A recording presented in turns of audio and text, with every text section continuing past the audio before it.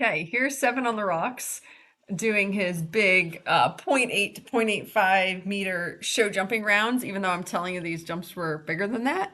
So what you're seeing right here is hilariously, I forgot because I'm not used to trotting a pole to a cross rail to start a course. So that's what was happening there. We finally got the left lead, and then we actually needed to trot the first jump, which was hilarious. After that, the course was quite good, actually. I'm really, really proud of him. I thought he just absolutely jumped like a complete star. What I cut from this video, because it's embarrassing, is my horrible, like comically horrible flat pattern that they want you to do before you start jumping. And I'm sure is why we did not score well.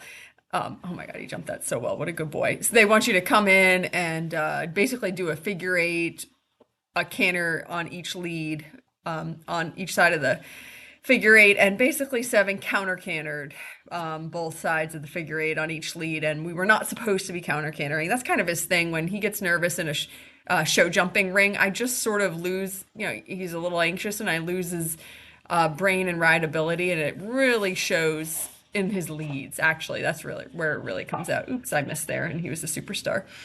So yeah, he did not think that the flat pattern was a fun or worthy thing to do, so it was quite comically awful. But then when we started jumping the jumps, I mean, he was just absolutely perfect. He nailed this first round. He jumped clean. In general, he just jumped really well. And every distance, even that distance that I messed up at fence 7, like obviously I totally messed up that distance, and that's not what I was going for, but I felt like I was center behind, which is something I've been working really hard on. And so I was able to stay out of the way of his shoulders. And so he was able to sort of figure it out without me interfering, even though I didn't put him in the best spot. But he could do it because I was out of his way and in balance. So what a good boy. So then we went right on to round 2, and round 2 was also very good. I'm annoyed at myself. We had one rail in round 2, and the reason we had the rail was because we were sort of cross cantering, and then he did get his lead, but it was a couple of steps out from the jump, and we just were not in the best balance. So I should have just been way quicker to fix that. And get it done so that we could have been in a good balance to that jump. But anyway, I'll point it out when we come to it. So here we are. You'll see here it's getting any lead on 7 when he's a little bit anxious in a jump ring. It's just his thing. It's just where he's at. I would love to speed up the process of getting through this, but and we're working on it, but you have to be careful to not work on it to the point of nauseum where you make the horse where you make it worse. I don't want to make him extra stressed out about it. So we're working on it, but I'm certainly not letting that overshadow everything else, which is all wonderful things.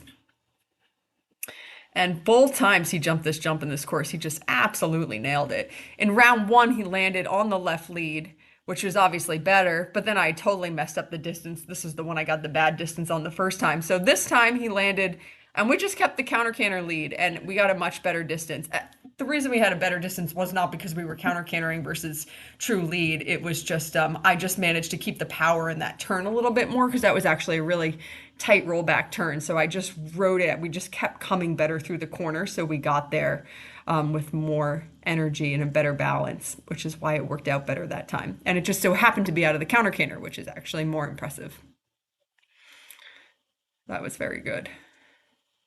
So here, I should have fixed this cross canter right here. I mean, this should have been dealt with by the time I'm coming out of my turn to get straight to this jump. So this is just totally my rider error. I should have fixed that like 20 steps ago. And so we have the rail there because we're not balanced. We're still trying to figure out what lead we are. So totally rider error, poor 7. But I thought the horse was phenomenal. He couldn't have jumped better. I'm just